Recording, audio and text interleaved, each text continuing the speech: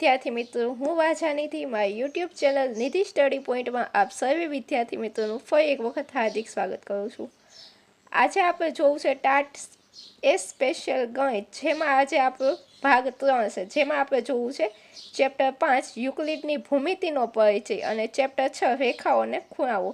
त्यारबाद आपणे धोरण 10 ना पण 2 प्रकरण 5मुं अने 6ठुं प्रकरण आपणे जोवुं छे।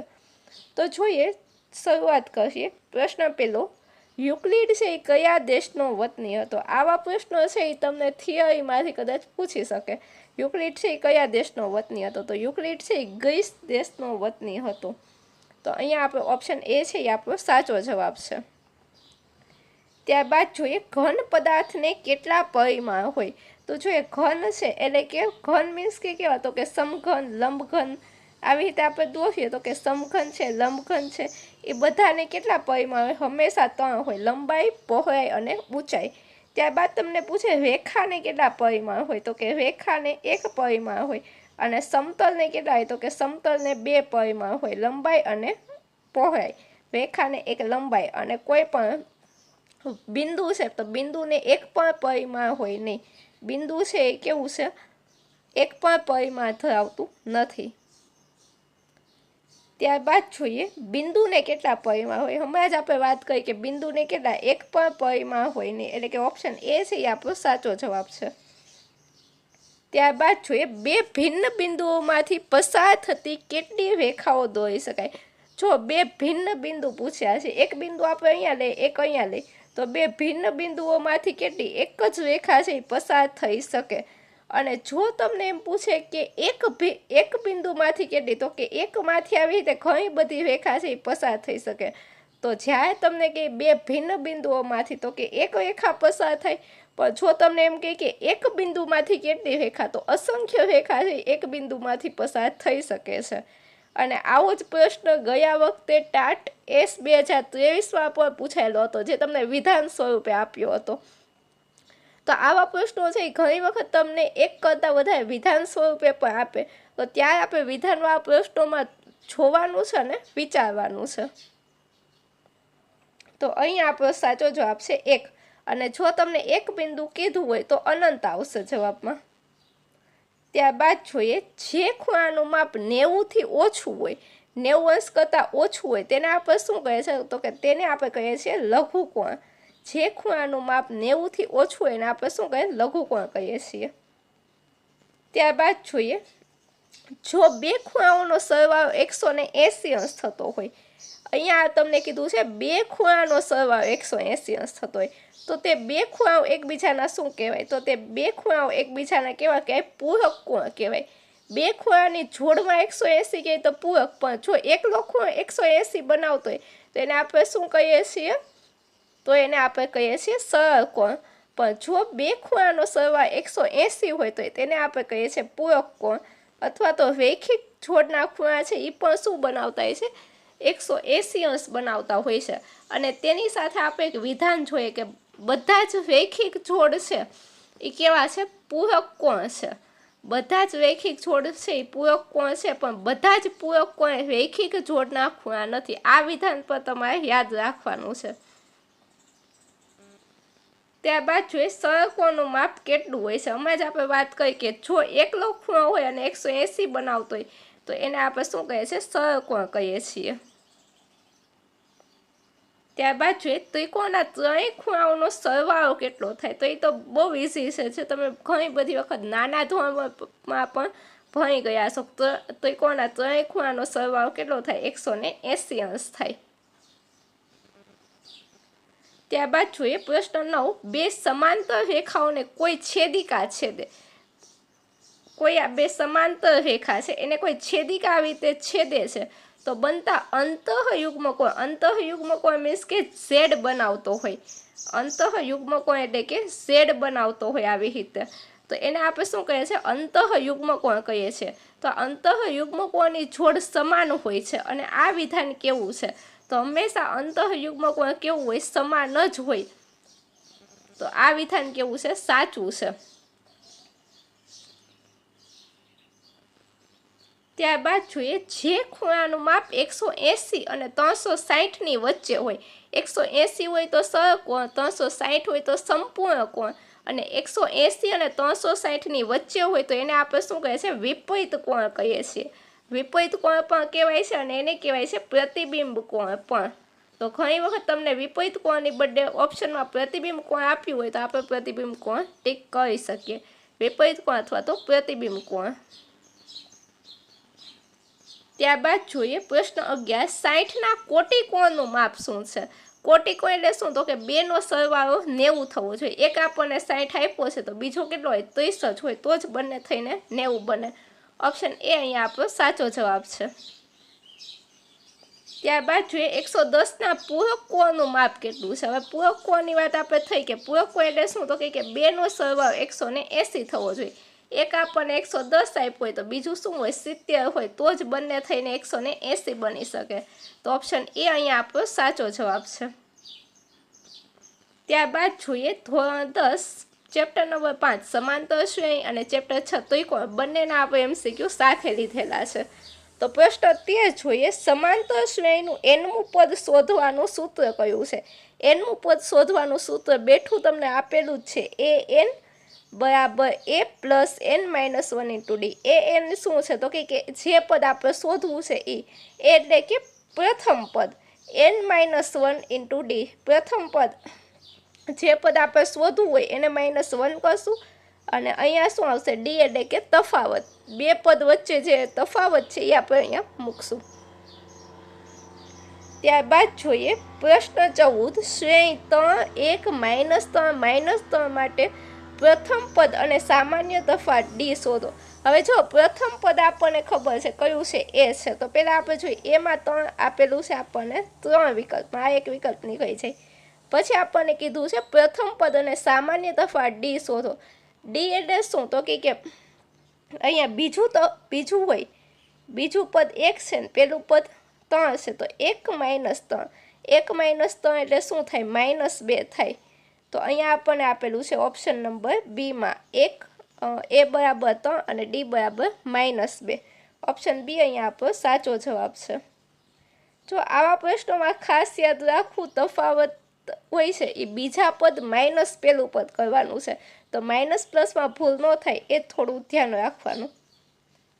ત્યારબાદ આપણે જોવો છે પ્રશ્ન 15, જો કોઈ સમાંતર શ્રેણી માટે ડી બરાબર -4, n બરાબર 7, an બરાબર 4 હોય તો એ શોધો.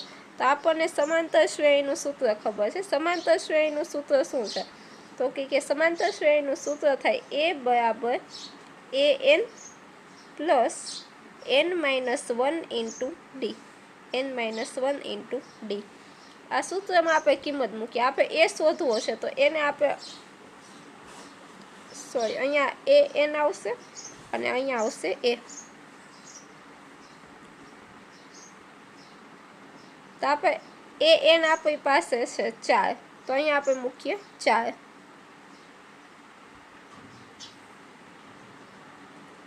એ આપણે શોધવો છે તેથી આમનું રાખીએ વત્તા n-1. n-1 છે n-1 એટલે n 7 છે અને અહીંયા -1 અને ડી આપણી પાસે છે -4. બધાની કિંમત મૂકીએ. અહીંયા 4 ને ફરી એમનું રાખીએ. એ n-1 એટલે કે 7 - 1 એટલે કે 6 અને અહીંયા -4 એની સાથે ગુણાય એટલે કે 6, અહીંયા 6 આવશે, અહીંયા -4 એટલે કે -24 આવે. હવે એને અહીંયા રાખીએ -24 ને બરાબરની ઓલી બાજુ લઈ જઈએ એટલે -24 છે એ બરાબરની આ બાજુ જાય તો +24 થાય. અહીંયા 4 આમનામ છે, 24 + 4 એટલે કે 28. તો એ બરાબર શું થાય? 28 થાય. ઓપ્શન ડી આપણો સાચો જવાબ બનશે. ત્યારબાદ જોઈએ પ્રશ્ન 16, પ્રથમ 100 ધન પૂર્ણાંકોનો સરવાળો કેટલો થાય? જ્યારે તમને અહીંયા 100 આપેલા હોય કે 200 આપેલા હોય, 50 આપેલા હોય, ગમે એ આંકડા આપેલા હોય, એનું સૂત્ર છે કે પ્રથમ જેટલા તમને આપ્યા હોય ધન પૂર્ણાંકોનો સરવાળો n into n-1 n+1/2 divided by 2. n એટલે કે 50, n બરાબર આપણને આપ્યું છે 100. n એટલે કે આપણે 100 આપ્યા છે તો 100 લઈએ અને 100 + 1 એટલે કે 101 લઈએ અને એને ભાગ્યા 2 કરો. ભાગ્યા 2 કરશો એટલે શું થશે? 100 ભાગ્યા 2 એટલે 50 અને 50 ગુણ્યા 101 એટલે કે 5050. તો આપણે ઓપ્શન એ અહીંયા આપણો સાચો જવાબ બનશે. ત્યારબાદ જોઈએ પ્રશ્ન 17. સમાંતર શ્રેણી આપણને આપેલી છે 10 7 4 નું 30મું પદ કયું છે? તો હમણાં જ આપણે જે સૂત્ર વાપર્યું એ જ સૂત્ર આપણે વાપરવાનું છે. an બરાબર a plus n-1 into d. હવે આપણને ખબર છે કે આપણે 30મું પદ શોધવું છે. તો અહીંયા આપણે શું કરશું? તો કે a એટલે શું? તો કે આપણું પહેલું પદ છે એ 10 વત્તા n-1.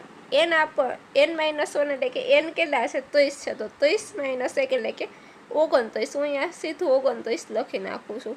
અને d એટલે કે ડિફરન્સ, બે પદ વચ્ચેનો તફાત. તો કે બે પદ વચ્ચેનો જે તફાત મેળવવો હોય તો શું કરવું પડે? બીજું પદ માઇનસ પહેલું પદ. બીજું પદ 7 છે, -10 કરો. 7 - 10 એટલે -3 અહીંયા આવશે.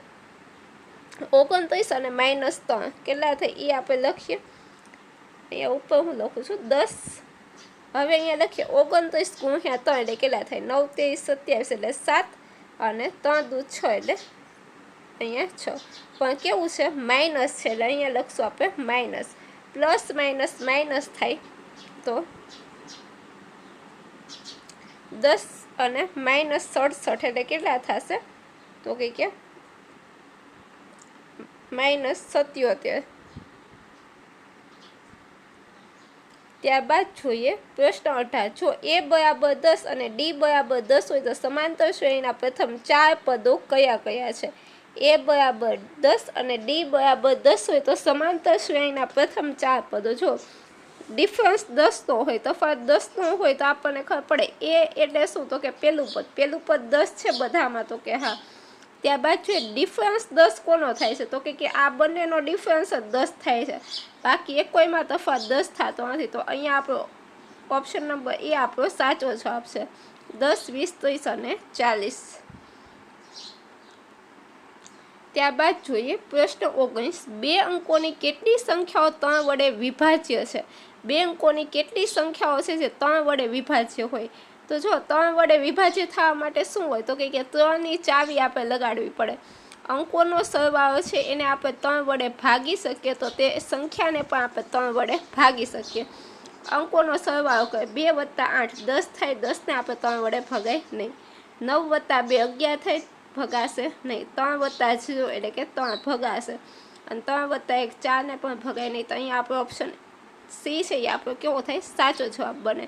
આ નાની સંખ્યા હતી, આ તો તમે મોઢે પણ કરી શકો, પણ જો મોટી સંખ્યા તમારી પાસે હોય, જેમ કે આવી કોઈ પણ સંખ્યા હોય અથવા તો આના કરતાં 4-5 અંકની હોય તો એક તમને શું આવડવું જોઈએ? 3ની વિભાજ્યતાની ચાવી આવડવી જોઈએ. 3ની વિભાજ્યતાની ચાવી હું ફરી એક વખત કહું છું કે અંકોના સરવાળાને જો 3 વડે ભાગી શકાય. આ અંક 999માં 999 એ શું છે? અંક છે. તો એ 9 + 9 + 9 એટલે કે 27. જો આ 27ને હું આ અંકોના સરવાળાને આપણે ભાગી શકીએ. 27 છે 3 વડે ભગાય તો 999 પણ 3 વડે ભગાતી હોય છે. એ વસ્તુ યાદ રાખવાની છે. ત્યારબાદ જોઈએ પ્રશ્ન 20. 2 સમરૂપ ત્રિકોણના ક્ષેત્રફળનો ગુણોત્તર. ક્ષેત્રફળ એટલે શું? તો કે 2 ડાયમેન્શનલ. ક્ષેત્રફળ એટલે શું? 2 ડાયમેન્શનલ, 2 પરિમાણમાં હોય. એનો આપણને ગુણોત્તર આપ્યો છે 4/9 છે. તો તેની અનુરૂપ બાજુ એટલે કે 2 ડાયમેન્શનલમાંથી 1 ડાયમેન્શનલ એક પરિમાણમાં જવું છે તો હંમેશા શું કરવું પડે? એનું વર્ગમૂળ કાઢવું પડે. 4નું વર્ગમૂળ 2 અને 3નું વર્ગમૂળ 4નું વર્ગમૂળ 2 અને 3નું વર્ગમૂળ 9નું વર્ગમૂળ 3 થાય. તો આપણો જવાબ શું આવશે? 2/3. ઓપ્શન નંબર એ. ત્યારબાદ જોઈએ 2 સમરૂપ ત્રિકોણના ક્ષેત્રફળનો ગુણોત્તર 4/9 છે. તો તેની અનુરૂપ બાજુઓનો ગુણોત્તર કેવો થાય છે? આપણે હમણાં જ જોયો પ્રશ્ન. ત્યારબાદ જોઈએ સમબાજુ ત્રિકોણની બાજુઓની લંબાઈ। પહેલાં તો આપણે સમબાજુ ત્રિકોણ આપણે એક ડ્રો કરીએ। સમબાજુ ત્રિકોણ એટલે શું? તો કે જેની બધી બાજુઓ હોય કેવી હોય? સરખી હોય। લંબાઈ 2a છે। 2a હોય તો બધાની લંબાઈ કેવી થશે? 2a જ હશે। સમબાજુ છે તો તેના વેધની લંબાઈ કેટલી થાય? વેધ એટલે શું? તો કે પાયા પર દોરાતો 90 અંશનો ખૂણો બનાવતી રચના, એને આપણે વેધ કહીએ છીએ। અને એક પ્રમેય છે કે જ્યારે વેધ છે 90 અંશનો ખૂણો બનાવે તો એ આધારના 2 સરખા ભાગ કરે છે, આધારને દુભાગે છે। તો આ આખો આધાર છે 2a નો છે, I 2a નો છે। તો હવે આપણે અહીંયા શું કરશું? તો કે અહીંયા 2a હોય આખો આધાર, તો એ આટલો હોય કેટલાનો થાય? 2a ભાગ્યા 2 થાય। 2 2 કેન્સલ થાય તો આ આટલું કેટલાનું થશે? a નું થશે। આખો 2a નો છે તો આટલો ભાગ a નો થાય, અહીંયા 2a છે અને આ આપણે ગોતવું છે। હવે આપણે શું કહે? તો કે પાયથાગોરસ પ્રમેય લગાડીએ। પાયથાગોરસ પ્રમેય લગાડશું તો શું થશે? પાયથાગોરસ પ્રમેય લગાડીએ એટલે શું થાય? તો કે 2a નો વર્ગ, કારણ કે કૌંસ છે 2a એનો વર્ગ માઇનસ a નો વર્ગ, 2a એટલે 4a નો વર્ગ માઇનસ a નો વર્ગ, 4 માઇનસ a નો વર્ગ એટલે કે 3 નો વર્ગ, અને એનું તમે વર્ગમૂળ કાઢો એટલે શું આવે? √3a સ્ક્વેર, સોરી √3a આવશે। ત્યારબાદ જોઈએ પ્રશ્ન 22। જો ત્રિકોણ ABC ને PQR કેવા હોય? એકરૂપ હોય। ત્રિકોણ ABC, બે ત્રિકોણ દોરીએ A, B અને C અને PQR, એમાં આપણને ખૂણો કેટલો આપ્યો છે? બંને સમરૂપ એકરૂપ છે। તો A 45 આપ્યો છે, B 55 આપ્યો છે, તો આ શોધવાનો છે। એટલે I 45 હોય અને I પણ 55 હોય। 45 વત્તા અને ત્રિકોણના ત્રણેય ખૂણાનો સરવાળો કેટલો થાય? 180 થાય। 45 અને 55 કરો કેટલા થાય છે જોઈએ, અને એને આપણે પછી બાદ કરશું। 45 વત્તા 55, 10 ની શૂન્ય વધી 1, 4 ને 5 9 અને 1 10 એટલે કે 110 થાય। 180 માંથી આપણે 110 બાદ કરશે એટલે કેટલા વધે? તો કે એક વખત ફરી કરશે 45 વત્તા 55,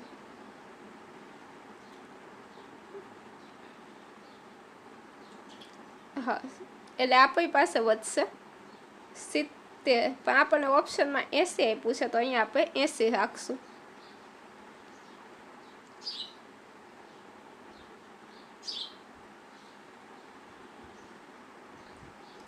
ત્યારબાદ જોઈએ પ્રશ્ન 23। પાયથાગોરસના પ્રમેય મુજબ કાટકોણ ત્રિકોણમાં પછી ડેશ ડેશ ડેશ આપ્યું છે। તો આપણને ખબર છે કે પાયથાગોરસનો પ્રમેય શું છે? તો કે કર્ણનો વર્ગ છે બાકીની બે બાજુના વર્ગના સરવાળા જેટલો થાય। ઓપ્શન એ અહીંયા આપણો સાચો જવાબ છે। કર્ણનો વર્ગ એટલે કે સૌથી મોટી બાજુ, આવો જે ત્રિકોણ છે એમાં આ 90 અંશના ખૂણાની સામે હોય એને આપણે કર્ણ કહીએ, અને આ કર્ણનો વર્ગ છે એ કેવો છે? તો કે આ બંને બાજુના વર્ગના સરવાળા જેટલો થાય છે। ઓપ્શન એ અહીંયા આપણો સાચો જવાબ છે। ત્યારબાદ જોઈએ બધા જ વર્તુળો છે કેવા છે? તો કે બધા જ વર્તુળો હોય કેવા હોય? સમરૂપ હોય। માનો કે કોઈ આવો વર્તુળ છે, કોઈ આવો વર્તુળ છે, તો આને આપણે સમરૂપ કહી શકીએ। સમરૂપ એટલે શું? તો કે માત્ર આકાર સરખા, પણ એકરૂપ શું છે? તો કે એકરૂપ એટલે કે આકાર અને એના કદ પણ સરખું હોય। બીજું કોઈ વર્તુળ માનો કે આપણે લઈએ અને જો આની ઉપર આવી રીતે બંધ બેસતું હોય તો એને આપણે કેવું કહી શકીએ? એકરૂપ કહી શકીએ। પણ જો આકાર સરખા હોય તો આને આપણે કેવા કહી શકીએ? સમરૂપ કહી શકીએ। તો બધા વર્તુળ એકબીજા સમરૂપ હોય પણ એકરૂપ હોતા નથી। પ્રશ્ન 25। ત્રિકોણ ABC માં AB 6√3 હોય અને AC 12 હોય અને BC 6 હોય તો ખૂણો B કેટલાનો થાય? જો આ તમે જોશો તો આ શું છે? એક પ્રકારે પાયથાગોરસ પ્રમેય છે। આપણને કોઈ ત્રિકોણ કીધો છે, એમાં આપણને AC 12 આપી દીધું છે અને BC 6 છે, તો આપણને આ AB પણ આપ્યું છે 6√3, તો આ શું છે? એક પ્રકારની ત્રિપુટી છે। ત્રિપુટી હોય એટલે આ પાયથાગોરસનો પ્રમેય લાગુ પડે તો આખું હંમેશા કેવો હોય? 90 નો હોય। ઓપ્શન C આપણો સાચો જવાબ છે। ત્યારબાદ જોઈએ પ્રશ્ન 26। ચલો આજના પ્રશ્નો અહીં સુધી રાખીએ. આ પ્રશ્નો તમને કેવા લાગ્યા તે જરૂરથી જણાવજો. અને જો એકાદા પ્રશ્નમાં કદાચ ગણતરીની મિસ્ટેક હોય તો તે તમે મને કમેન્ટમાં જણાવજો. જો તમારે આવા જ વિડીયો જોતા હોય તો ચેનલને લાઈક કરો, તમારા અન્ય મિત્રો સુધી શેર કરો.